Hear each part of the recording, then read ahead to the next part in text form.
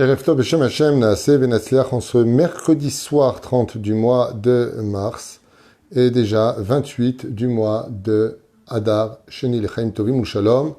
Nous avons un shiur sympathique sur le Ben Ishraï à propos de la paracha de la semaine, shiur acheté ce soir par la famille Laetitia Sultan El-Kara Layani pour l'anniversaire de son fils Eliaou Layani pour ses 8 ans. Qu'Akadosh Baruch Hu Gadol le Torah L'Chupa Masim Tovim et que le mérite du Ben Ishraï Rabbi Yosef Chaim, Be'ezrat Hashem, Egen Ba'ado, Bechol Asherlo, qui soit toujours sur le chemin de la Torah et des mitzvot avec une grande réussite spirituelle et matérielle, ainsi que son mari, Yonatan Ayakar. Voilà. Bracha V'atzlacha, merci beaucoup Laetitia d'avoir acheté ce shiur, Be'ezrat Hashem, et que le mérite de cette étude, on la commence tout de suite d'ailleurs, Be'ezrat Hashem te donne beaucoup de satisfaction pour cet enfant, qu'il ait le mérite de grandir dans une maison remplie de shalom, de lumière, d'harmonie, de joie, de paix et de tout ce que vous désirez, beaucoup d'abondance, dans tous les domaines. Où nous sommes, et bien entendu, Fouachetema pour tous les malades d'Israël, Moratimi, que Akadosh lui donne une très très bonne santé. Esther Bat Moucha, Ayekara, qui est malade et qui a besoin aussi de vos prières. Juste avant, on a fait aussi pour la Fouachetema de notre ami Marc Mordechai du Canada, qui on souhaite vraiment une très belle opération demain matin, en espérant Bezrat Hashem Ben Mini, si je me souviens bien de son nom, et tous les malades d'Israël, bien entendu les Nun Nishmat, Shel Kol Mete Israël. On a déjà donné la liste, mais je rappellerai aussi le nom de cette jeune fille qui avait fait ça Alia et qui malheureusement, pour des comptes privés qu'on ne connaît pas, qu'on ne comprend pas, a quitté ce monde. Shirel Sarah Louisa Bat Deborah, Vechol Echad Veechad. À propos du verset de cette paracha de Tazria, il y a marqué Tzarat Mam Eret Ish I Baesh Tisaref. Et donc on nous demande ici de prendre ce bouton de la lèpre qui apparaissait sur l'homme dû au Lachonara qu'il avait dit et de la brûler. En d'autres termes, qu'est-ce qu'on faisait de ce qu'on récupérait de la lèpre? On la mettait dans le feu. Omer Aben Ishraï, Kotev Rabbeinu Yosef Chaim, Yeshnan Averot Shebeine Abriot Nirot Kalot Velo Chamurot. Pourquoi donc ce verset-là nous dit un tel processus de prendre la personne, qu'elle aille voir le Kohen Gadol? D'ailleurs, il y a une grande question qui se pose. En général, quand on a un problème de santé, qu'est-ce que nous demande la Torah? D'aller voir qui? Verapo et Yerapé. Elle nous demande d'aller voir un médecin. Quand tu as un problème de santé, c'est le médecin qu'il faut aller voir, c'est pas le rave. Oui, mais comme vous le savez, c'est les maladies de l'âme qui engendrent les maladies de la peau et les maladies du corps. C'est pour cela qu'il n'y a aucune controverse d'aller voir le rave et le médecin, car il y a un travail en réalité de shoot à foot qui peut avoir lieu. Je me souviens qu'à maintes et maintes reprises, même Rabbi Moshe Deri Zatzal, les médecins avaient prévu une opération pour ma propre maman à l'époque, et l'opération était très très très risquée. Rabbi Moshe a dit surtout ne pas la faire, et on n'avait pas fait cette opération, et ma mère s'en est très bien sortie sans l'opération, et les médecins se sont rendus compte beaucoup plus tard que s'ils avaient fait l'opération, les risques auraient été beaucoup trop importants. Donc, le est que le Rav, il a sa place. Mais qu'est-ce qu'on apprend surtout? Qu'en réalité, c'est parce qu'on a touché à notre nefesh que la maladie vient. Mais la reine, quand la personne avait la tzarat, au lieu d'aller chez le médecin, qui est une maladie de l'âme, il allait chez le rabbin, il allait voir le Kohen Gadol. Car en réparant l'âme, une âme pure donne un corps pur en général. Les tikkunim que nous avons se réparent par l'extériorité de la vie, c'est-à-dire les médecins qui vont te donner des médicaments et autres. Voilà, c'est une parenthèse que je voulais faire avec vous. Donc, nous dit le Ben Ishraï, le problème qu'on a, pourquoi la Torah nous dit Tsara'at Mam Eret? Oui, Hi Ba'esh Tisaref, pourquoi on doit la jeter là-bas? Il dit parce qu'aux yeux des hommes sur terre, il y a des péchés qui sont considérés, catégoriés comme étant extrêmement graves. Mais il y a des péchés qui sont extrêmement graves, mais qui sont pris très à la légère par l'humanité, par les Juifs. Ad kedekar she'anashim dashim ba'em venotim les alzel bechumrotehem. Et pourquoi il dit ça le Ben Ishraï? Il dit parce qu'il y a des vérotes qui sont extrêmement graves. Mais en réalité, pour nous, c'est tellement banal qu'on marche dessus comme si qu'elles n'avaient aucune importance à nos yeux. Ve'en hen af nirot la'em ke'eter. Et pire que tout le Ben Ishraï, il dit, et ces vérotes-là, elles sont même considérées comme étant complètement permis. Comme par exemple ne pas être shomer Shabbat, ne pas être shomer Nida, ne pas manger kasher, qui sont des vérotes extrêmement graves. Mais les gens te disent sans problème, non, moi je mange pas kasher, ah non, moi je mange pas halak, ah non, moi, je fais la Nida, non, je fais juste 4 jours, je dors pas avec ma femme. Oh, baba, c'est chamour meod. Kegon avon sinatrinam, comme par exemple, il donne des exemples lui-même, que je découvre avec vous. Il dit comme la haine gratuite, se haïr, dire du mal des uns des autres. Lotisna et très balev. Comment c'est marqué? Lotisna et très tu ne haïras pas ton prochain. Ou mahleket velashonara, ou tout le temps se disputer, ou manquer de respect. Par exemple, un autre allez, va te faire, qui sont considérés dans le ciel comme des péchés où la personne peut perdre son monde futur. Ou tout simplement, dit le Ben Ishraï, le Lachonara, de dire des vérités les uns sur les autres. C'est une façon de parler, c'est une culture, on se critique, j'ai rien dit de mal, je fais ce que je veux, je dis ce que je veux. J'ai battu là, Kaleimana me averot elle. Car au début, c'est facile d'éviter de faire ces péchés, parce qu'il y a une conscience quand même qui intervient. Mais à force de les répéter, elles deviennent une culture et un besoin d'être. Ach me regash Adam eno nizar benim shmar. Mais c'est pour cela que la Torah nous dit attention, il faut le jeter dans le feu. Il dit, dis-moi, est-ce que tu pourrais t'habituer, dit le Ben Ishraï, qu'on met ta main dans le feu? Tu le fais une fois, aïe, aïe, aïe, aïe. Tu le fais deux fois, aïe, aïe, aïe, aïe. Ça va, tu peux t'habituer. Ça va, c'est pas la première fois que je te mets la main au feu. Personne ne pourrait jamais s'habituer qu'on lui mette sa main dans le feu. Chaque fois qu'on lui mettra, même si sa main est déjà brûlée au 3e degré, la douleur n'en sera que plus grande. Et c'est ce que vient nous dire la Torah. Parce que toi, tu te permets de faire des avérotes. Moi, je trouve qu'il y a une avéra aujourd'hui qui est devenue tellement standard qu'elle me fait peur. Shomer Negia. Ou Yehoud, de se retrouver dans la maison avec une femme. Shomer Negia. Le mec, il rencontre une fille, ils s'embrassent, ils tiennent par la main. Pire encore, ils couchent ensemble. Ce sont des péchés, mais complètement, pas graves. Vous vous rendez même pas, la personne, elle est carrette, retranchée du peuple. Son âme, elle devient impure. Des trucs de malade. Et alors? Pire encore. Un des péchés les plus dramatiques et des plus conventionnels. Danser ensemble. Les mariages, bar mitzvot, brit milot. On danse ensemble, les hommes et les femmes. Donnez-moi un seul rabbin, une seule référence qui permette ça. Il n'y en a pas. Qui le permet? La folie de l'homme. Am Israël Kedoshim.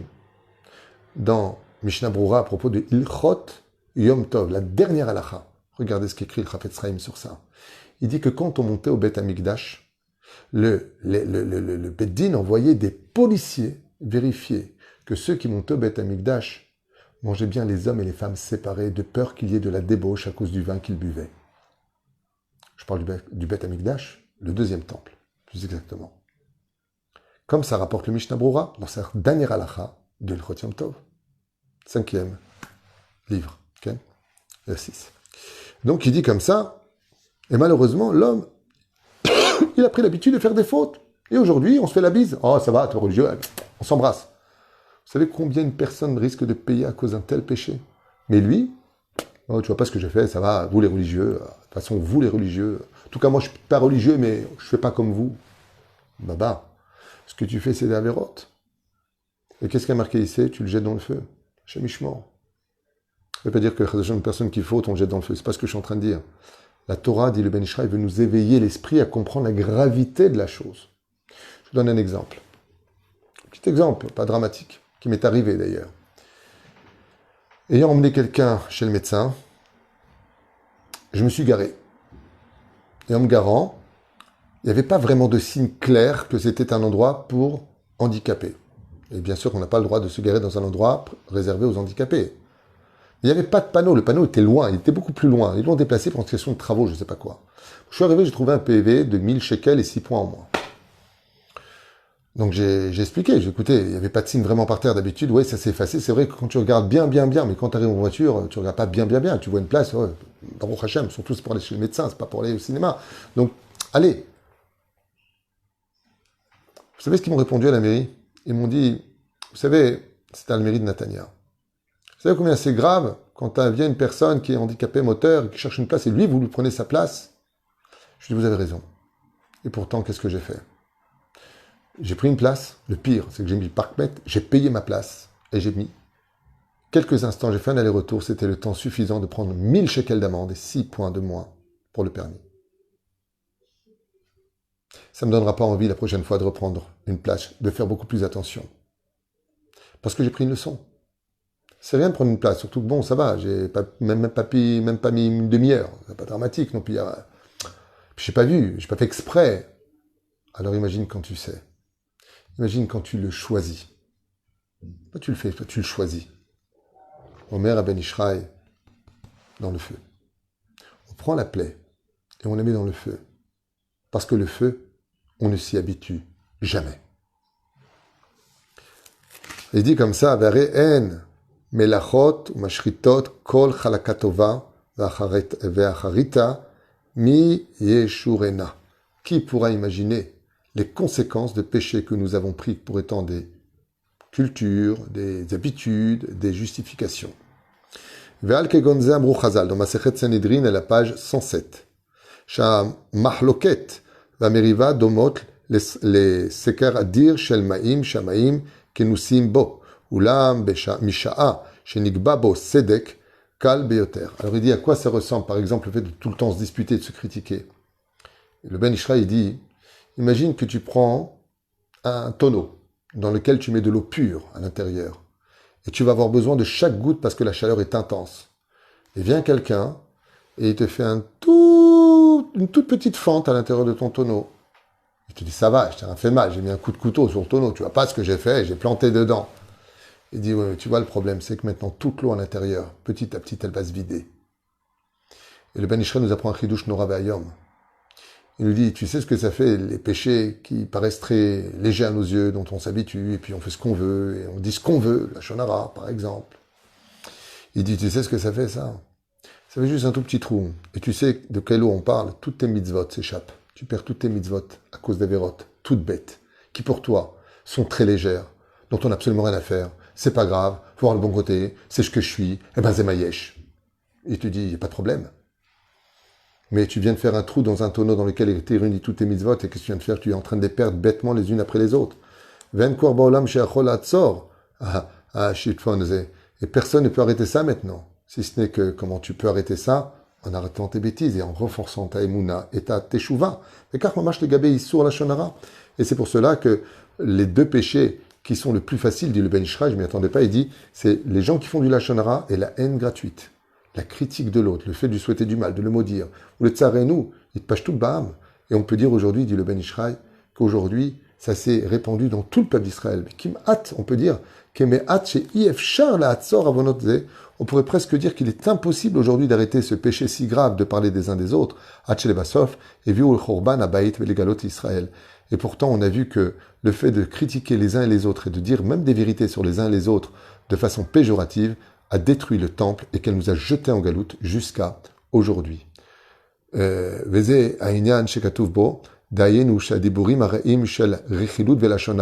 Comme de rapporter et de dire du mal des uns des autres, à Gormim, les Negatzarat, qui provoque la lèpre, une maladie des plus terribles de la création du monde, qui est en général incurable, Areem, Kemachala, Mam Eret, Amit Pachet, Begouf, ou Mechale.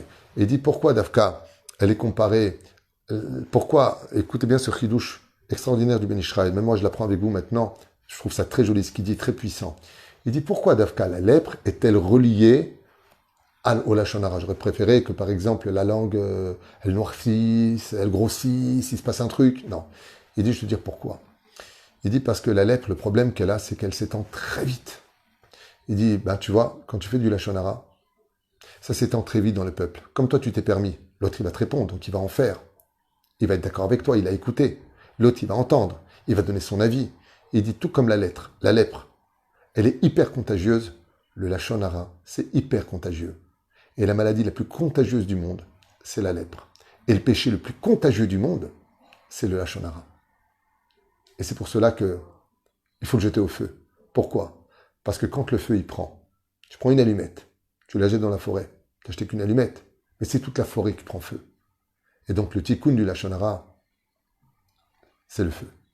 La reine, il va falloir prendre cette sarat, cette lèpre, et vite la comparer là-bas. Vous savez, je voudrais vous lire quelque chose qu'un jour j'avais dit à quelqu'un. C'est bizarre, parce que cet exemple qui est donné ici, c'est ce que je m'étais dit un jour. Un jour, quelqu'un m'a dit, ouais, le feu, moi j'ai pas peur de la mort, du guéhinam, il y aura ce qu'il y aura. Aujourd'hui, dans notre génération, je vous dis, tout est... Tu rôdes sur tout le monde, tu craches sur tout le monde, fais ce que tu veux. Il y aura ce qu'il y aura. Et je me souviens qu'une fois, ce que je vous dis, c'est sincère, je vous fais part d'un rendez-vous sans donner de nom, bien sûr. de discuter avec une personne qui était venue me voir au bureau, et je me rappelle que je lui ai dit qu'elle devait ranger son caractère, c'était une personne qui était beaucoup trop nerveuse, beaucoup trop agressive, beaucoup trop critique. Et elle m'a répondu, cette personne, ben ouais, moi je suis comme ça et c'est tout, Zemayesh. Je lui ai dit, très bien. Par contre, le manque de pudeur et tout ça, vous savez qu'il n'y a pas que vous, il y a aussi ceux qui vous regardent, c'est dommage de... Et cette personne m'a dit, oui, mais vraiment, Rav Tuitou, les gens, ils ont qu'à pas regarder. Et puis de toute façon, qu'est-ce qui peut m'arriver? Vous savez, hein, il n'y a pas que des gens non religieux qui souffrent. On voit beaucoup de gens religieux qui ont des grandes jupes et qui ont de grands mérites qui souffrent aussi. Je suis Nachon. La différence, c'est que le monde de la Torah, quand il souffre ici, c'est pour vivre une superbe vie de l'autre côté et gagner le mérite d'être vivant et présent pour la Géoula. Je dis par contre, vous qui avez une grande bouche, j'aimerais vous poser une question. Combien de temps vous tiendriez, si vous preniez 2 fers à repasser que vous posiez sur vos cuisses, combien de temps vous allez tenir? Elle me dit, Chaz Shalom. Je lui dis, je vous posais une question, combien de temps vous pourriez tenir? Elle me dit, même pas 10 secondes, même pas 5 secondes, ça fait trop mal. Je dis, mais il y a juste un instant, on m'avait dit, qu'est-ce que j'en ai à faire du Geïna, mais qu'est-ce que j'en ai à faire de ceci et cela? Ben Ishraï, c'est ce qu'il veut nous dire. Il dit, tu vois, entre faire du Lachon Hara et de te poser un fer chaud sur la langue, Hazeshon ne le faites pas, hein, c'est juste une comparaison pour réveiller l'homme à la connaissance de la gravité, eh bien, ne prends pas ça à la légère. Parce que quand tu ouvres ta bouche et quand tu dis du mal d'une personne, tu l'as brûlé, tu l'as grillé aux yeux des autres. Et ça, c'est impardonnable. C'est un enseignement de notre maître, Rabbi Yosef Chaim, à Ben Ishraï Kadosh, sur le pourquoi il faut jeter le Lachon Hara qui vient de la lèpre dans le feu. Je vous raconterai une petite histoire que j'avais déjà racontée pour vous faire partager quelque chose, peut-être pendant Shabbat. Une histoire qui s'est passée avec un des plus grands maîtres du judaïsme contemporain, Rabbi Moshe Feinstein, Zecher Tzadik Bekadosh Livracha. Les grottes Moshe. Il a écrit un Shulchan Aruch merveilleux qui s'appelle Grotte Moshe. Et une fois comme ça, à l'hôpital Sinai de New York, un juif pratiquant s'est retrouvé frappé d'une maladie jamais connue, très rare en tout cas, les médecins ne savaient pas quoi faire. Sa langue ne cessait de grossir à l'intérieur et elle l'étouffait, parce qu'elle grossissait pas qu'à l'extérieur, mais aussi à l'intérieur. Et quand les médecins ont dit qu'il restait très peu de temps, il a écrit comme ça sur une feuille, je voudrais voir le Rav Moshe Feinstein vite. On est parti chercher le Rav Moshe Feinstein, qui est arrivé à l'hôpital au chevet de ce malade.